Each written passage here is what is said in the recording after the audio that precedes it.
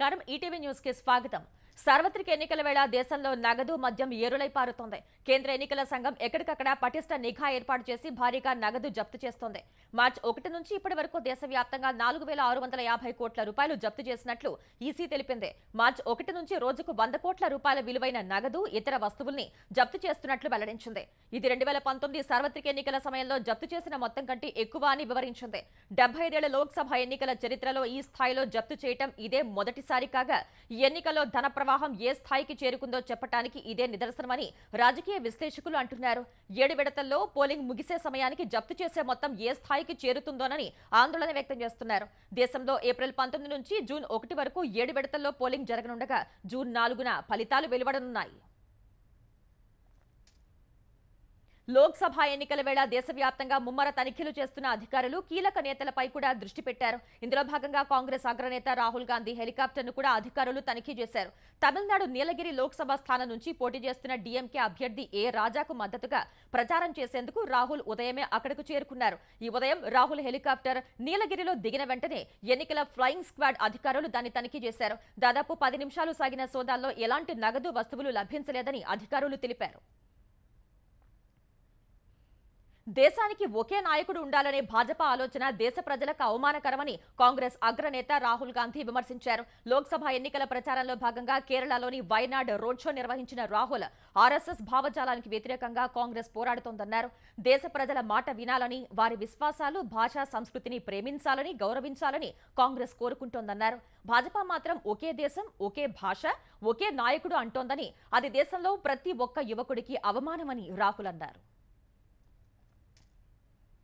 NDA ప్రభుత్వం మూడోసారి అధికారంలోకి రాగానే దేశ ఉత్తర, దక్షిణ, తూర్పు ప్రాంతాల్లో బుల్లెట్ రైళ్ల కోసం సర్వే ప్రారంభమవుతుందని ప్రధాని నరేంద్ర మోదీ హామీ ఇచ్చారు। కేరళ పాలక్కడ్లో జరిగిన ప్రచార సభలో పాల్గొన్న ప్రధాని తమ మేనిఫెస్టో అభివృద్ధి కార్యక్రమాలపైనే మాట్లాడుతుందన్నారు।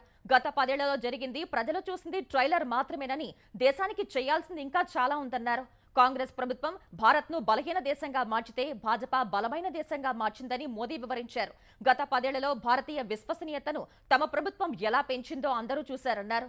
కాంగ్రెస్ కు చెందిన ఓ అగ్రనేత ఉత్తరప్రదేశ్లో తన కుటుంబ సీట్ను కాపాడుకోవడం కష్టంగా భావించి కేరళలో తన కొత్త స్థావరాన్ని ఏర్పరచుకున్నారని విమర్శించారు। ఈ ఎన్నికల్లో గెలవటానికి దేశంలో నిషేధించిన ఓ సంస్థతో కాంగ్రెస్ రహస్య ఒప్పందం చేసుకుందని మోదీ ఆరోపించారు। ఆంధ్రప్రదేశ్లో కూటమి ఎన్నికల ప్రణాళికతో కాకుండా భాజపా మేనిఫెస్టోతోనే ప్రజల ముందుకు వెళ్తామని భాజపా ఏపీ అధ్యక్షురాలు పురంధేశ్వరి స్పష్టం చేశారు। తెలుగుదేశం, భాజపా, జనసేన పొత్తులో ఉమ్మడి అజెండాలు ఉన్నప్పటికీ ప్రజల ముందుకు ఎన్నికల ప్రణాళిక, సంకల్ప పత్రంతోనే వెళ్తామని ఆమె వెల్లడించారు। ఎన్నికల ప్రణాళికకు ఏపీలో ప్రజల నుంచి సూచనలు సేకరించినప్పుడే ఈ ఆలోచన చేసినట్లు పురంధేశ్వరి వివరించారు। సీఎం జగన్, ప్రతిపక్ష నేత చంద్రబాబుపై జరిగే దాడులకు ఏపీలోని పోలీస్ వ్యవస్థ బాధ్యత వహించాలని పురంధేశ్వరి పేర్కొన్నారు। అమ్మఒడి పేరుతో 30,000 తల్లుల్ని సీఎం జగన్ మోసం చేశారని తెలుగుదేశం నేత నీలాయపాలెం విజయ్ కుమార్ ఆరోపించారు। ఎన్నికల ముందు జగన్ ఇచ్చిన రహస్య జీవోలు బయటపడ్డాయన్న ఆయన వైకాపా పాలనలో విద్యార్థుల జీవితాలతో ఆటలాడుకున్నారని మండిపడ్డారు। ప్రైవేట్ స్కూళ్లలో ఉచిత విద్య అని డాంభికాలు పలికి ₹1 ఫీజు చెల్లించలేదని విజయ్ కుమార్ విమర్శించారు। జగన్ చర్యలతో 5 ఏళ్లలో 4750 పాఠశాలలు మూతపడ్డాయని దుయ్యబట్టారు। ఈ కారణంగా పేద విద్యార్థులు చదువుకు దూరమయ్యారని విజయ్ కుమార్ ధ్వజమెత్తారు। ఇప్పుడు అమ్మఒడి డబ్బులు చెల్లించనందున పాఠశాల యాజమాన్యాలు తల్లిదండ్రులతో బలవంతంగా ఫీజులు కట్టించుకున్నాయని ఆరోపించారు। ఓట్లు అడిగేందుకు వచ్చే కాంగ్రెస్ నాయకుల్ని 100 రోజుల్లో అమలు చేస్తామన్న హామీలపై రైతులు, రైతు కూలీలు నిలదీయాలని భాజపా తెలంగాణ అధ్యక్షుడు కిషన్ రెడ్డి సూచించారు। భారాస అడుగుజాడల్లోనే కాంగ్రెస్ ప్రభుత్వం నడుస్తోందని ధ్వజమెత్తారు। కేసీఆర్ కుటుంబం పోయి సోనియా గాంధీ కుటుంబం వచ్చిందని దుయ్యబట్టారు। రైతులకు న్యాయం చేయాలని డిమాండ్ చేస్తూ హైదరాబాద్లోని భాజపా రాష్ట్ర కార్యాలయంలో కార్యకర్తలు, నేతలతో కలిసి కిషన్ రెడ్డి దీక్ష చేశారు। కాంగ్రెస్ ప్రభుత్వం రైతులకు 2 లక్షల రుణమాఫీ చేయకుండా దగా చేసిందన్నారు। హామీల విషయంలో కాంగ్రెస్ ను నమ్మిన రైతులు ఇప్పుడు పుట్టెడు కష్టాల్లో ఉన్నారని కిషన్ రెడ్డి ఆరోపించారు। కేంద్రం ఇస్తున్న కిసాన్ సమ్మాన్ నిధులు జమ కావటంలో ఏమైనా పొరపాట్లు జరిగితే తమ దృష్టికి తేవాలని కిషన్ రెడ్డి సూచించారు। ఇందుకోసం 990411 1919 నంబర్ను అందుబాటులో ఉంచుతున్నామని చెప్పారు। ముఖ్యమంత్రి రేవంత్ రెడ్డి ఆదేశాలతో రైతు భరోసా పంటల బీమా పథకాల అమలుపై ఉప ముఖ్యమంత్రి భట్టి విక్రమార్క, తెలంగాణ వ్యవసాయ శాఖ మంత్రి తుమ్మల నాగేశ్వరరావు చర్చలు జరిపారు. ఆయా పథకాల అమలు కోసం ఆర్థికపరమైన అంశాలు, ఎంత మొత్తం నిధులు అవసరమవుతాయి, పాలనాపరమైన అనుమతులు వంటి అంశాలపై విస్తృతంగా చర్చించారు. గ్రామీణ ప్రాంతాల్లో పంట రుణాల వసూలు కోసం రైతుల్ని ఇబ్బందులు పెట్టొద్దని ప్రాథమిక వ్యవసాయ సహకార పరపతి సంఘాలు బ్యాంకులకు సూచించారు. వచ్చే వానాకాలానికి రసాయన ఎరువులు, విత్తనాలు ముందుగానే సిద్ధం చేసుకోవాలని అధికారులను ఆదేశించారు. మార్కెట్ యార్డులకు తీసుకువచ్చే ధాన్యానికి గిట్టుబాటు ధర అందేలా చర్యలు చేపట్టాలని సూచించారు. పండ్ల పక్వానికి కార్బైడ్ ఉపయోగించే వ్యాపారస్తులపై కఠిన చర్యలు తీసుకోవాలని ఆదేశించారు. టీఎస్ మార్క్ఫెడ్ సంస్థ ద్వారా మొక్కజొన్న, పొద్దుతిరుగుడు, శనగ, జొన్న వంటి పంటల కొనుగోలు సజావుగా సాగాలని మంత్రి తుమ్మల ఆదేశించారు. రైతు భరోసా, పంటల బీమా, రుణమాఫీ పథకాల విధి విధానాలపై ప్రభుత్వం కసరత్తు ముమ్మరం చేసిందని మంత్రి తుమ్మల చెప్పారు. వైఎస్ వివేకానందరెడ్డి హత్య కేసులో న్యాయం కోసం 5 ఏళ్లుగా పోరాడుతున్నా ఫలితం లేదని వివేకా కుమార్తె సునీతారెడ్డి ఆవేదన వ్యక్తం చేశారు. వివేకా హత్య జరిగిన రాత్రి, ఆ మర్నాడు జరిగిన పరిణామాలను పవర్ పాయింట్ ప్రజెంటేషన్ ద్వారా ఆమె వివరించారు. హత్య సమయంలో అవినాష్ రెడ్డి, ఎర్రగంగిరెడ్డి మధ్య కాల్ సంభాషణ జరిగిందని చెప్పారు. వివేకాను హత్య చేయించింది ముమ్మాటికి అవినాష్ రెడ్డి అని సాక్ష్యాధారాలు ఉన్నాయని సంచలన విషయాలు బహిర్గతం చేశారు. పై స్థాయిలో ఒత్తిళ్లు ఉన్నందునే వివేకా హత్య కేసు విచారణ ముందుకు సాగటం లేదని, సిబిఐ చేయాల్సింది ఇంకా ఉందని సునీత చెప్పారు. తండ్రి హత్యోదంతాన్ని వివరిస్తూ సునీత భావోద్వేగానికి గురయ్యారు.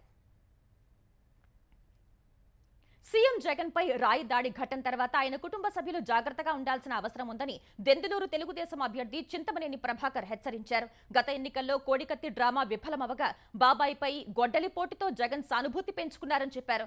ఇప్పుడు అదే మాదిరి గులకరాయి డ్రామా విఫలమైనందున ఎవరైనా బలి కావచ్చని ప్రభాకర్ అనుమానం వ్యక్తం చేశారు. అందుకే విజయమ్మ ముందు జాగ్రత్తగా అమెరికా వెళ్లిపోయిందని ప్రజలు అనుకుంటున్నారని చింతమనేని చెప్పారు. నిజంగా జగన్ కి రాయి తగిలి గాయమైతే ఏపీలో సీఎంకే భద్రత లేనప్పుడు సామాన్యుల పరిస్థితి ఏంటని ప్రశ్నించారు. రాయి దాడి ఓ డ్రామా అంటూ ప్రజల్లో ఉన్న అనుమానాలను జగనే తీర్చాలని చింతమనేని డిమాండ్ చేశారు. ఢిల్లీ మద్యం కేసులో భారాస ఎమ్మెల్సీ కవితకు ఈ నెల 23 వరకు జ్యుడిషియల్ కస్టడీ విధిస్తూ సిబిఐ ప్రత్యేక కోర్టు ఉత్తర్వులు ఇచ్చింది. మద్యం కేసులో ఎన్ఫోర్స్మెంట్ డైరెక్టరేట్ అరెస్ట్ చేయగా రిమాండ్పై తిహార్ జైల్లో ఉన్న కవితను తాము కూడా అరెస్ట్ చేస్తున్నట్లు ఈ నెల 11న సిబిఐ ప్రకటించింది. ఈ నెల 12న ఆమెను కోర్టులో హాజరుపరిచిన సిబిఐ 5 రోజుల కస్టడీకి ఇవ్వాలని కోరింది. ప్రత్యేక కోర్టు మాత్రం 3 రోజులకే అనుమతించింది. ఈ మేరకు ఈ నెల 12నే కవితను తమ కస్టడీకి తీసుకున్న సిబిఐ 2 రోజులు ప్రశ్నించింది. ఈ ఉదయం 10ంటికి కోర్టులో హాజరుపరిచిన సిబిఐ 11 పేజీలతో రిమాండ్ రిపోర్టును సమర్పించింది. 3 రోజుల కస్టడీలో శరత్ చంద్రారెడ్డి నుంచి తీసుకున్న 14 కోట్ల రూపాయలు లేని భూమి ఉన్నట్టు చూపి అమ్మకానికి పాల్పడిన వ్యవహారంపై ప్రశ్నించినట్టు తెలిపింది. మాగుంట శ్రీనివాసులు రెడ్డి, గోరంట్ల బుచ్చిబాబు, శరత్ చంద్రారెడ్డి, విజయ్ నాయర్లతో సమావేశాలపై కూడా ప్రశ్నలు అడిగినట్లు సిబిఐ తెలిపింది. ఈ ప్రశ్నలకు కవిత సరైన సమాధానాలు ఇవ్వలేదన్న సిబిఐ కవితకు దర్యాప్తును, సాక్షుల్ని ప్రభావితం చేయగలిగే పలుకుబడి ఉన్నందున ఆమెకు 14 రోజులు రిమాండ్ విధించాలని కోరింది. అయితే కోర్టు ఆమెకు 9 రోజుల రిమాండ్ విధించింది. తర్వాత కవితను తిహార్ జైలుకు తరలించారు. మరోవైపు ఢిల్లీ మద్యం వ్యవహారంపై సిబిఐ కేసులో కవిత బెయిల్ పిటిషన్ దాఖలు చేశారు. ఈ పిటిషన్పై సిబిఐకి నోటీసులు ఇచ్చిన రౌస్ అవెన్యూ ప్రత్యేక కోర్టు ఈ నెల 20 లోపు కౌంటర్ దాఖలు చేయాలని ఆదేశించింది. కవిత బెయిల్ పిటిషన్పై ఈ నెల 22న ఉదయం 11 గంటలకు విచారణ జరుపుతామని తెలిపింది. ఇదే సమయంలో కోర్టు ప్రాంగణంలో కవిత మీడియాతో మాట్లాడటంపై ప్రత్యేక కోర్టు న్యాయమూర్తి ఆమె తరపు న్యాయవాదిని ప్రశ్నించారు. ఇందుకు మీడియా అడిగితే మాట్లాడారని లాయర్ చెప్పగా, ఆమె ఏం చెప్పాలనుకున్నా విచారణ సమయంలో సిబిఐకి చెప్పాలని, కోర్టు ఆవరణలో మాట్లాడటం సరికాదని న్యాయమూర్తి స్పష్టం చేశారు. ఇకపై అలా మాట్లాడవద్దని కవితకు చెప్పాలన్న న్యాయమూర్తి, ఒకవేళ మాట్లాడాలి అనుకుంటే కోర్టు వెలుపల మాట్లాడాలని సూచించారు.